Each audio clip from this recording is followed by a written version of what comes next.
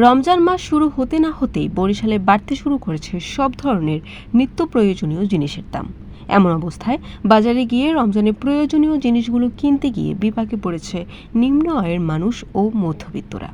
তবে ভোক্তা অধিকার বলছেন, বাজার নিয়ন্ত্রণে প্রতিদিন বাজার মনিটরিং করছেন তারা।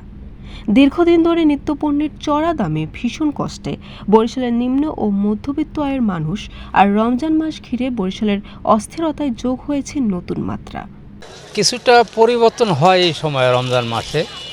এখন এইটা কিসের জন্য এটা আমারও অতটা বোধগম্য না। বাজারে হয়তো সংকট হয়ে যায়, মাল কম, দাম বেড়ে যায়। যারা মধ্যবিত্ত ফ্যামিলি তাদের তো বাজার সদাই করতে এবার রমজানে খুবই কষ্ট হবে। যেমন আমরা আগে যেমন কিছু হইলো একটু কম থাকতো সবকিছুর দাম।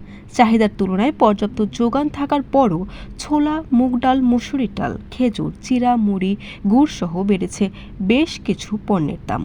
অন্যদিকে বাজারে মিলছে না বোতলজাত সয়াবিন তেল।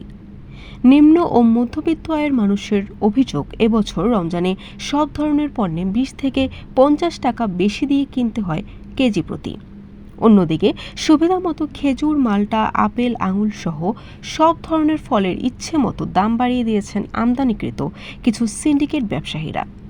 খুচরা ফল ব্যবসায়ীদের অভিযোগ, প্রতি কার্টুন খেজুর 300 টাকা থেকে 500 টাকা বেশি দিয়ে কিনতে হয় তাদের। পণ্যের ঊর্ধ্বমুখী দামে সংকৃত বিক্রেতারাও তাদের দাবি, বাজার পরিস্থিতি স্বাভাবিক রাখতে সরকারের নানামুখী প্রচেষ্টা থাকলেও দাম নিয়ন্ত্রণে রাখা যাচ্ছে না।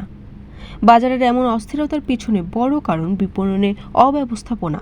এক্ষেত্রে সরকারের ভূমিকা নিয়ে প্রশ্ন তুলছেন সাধারণ মানুষ।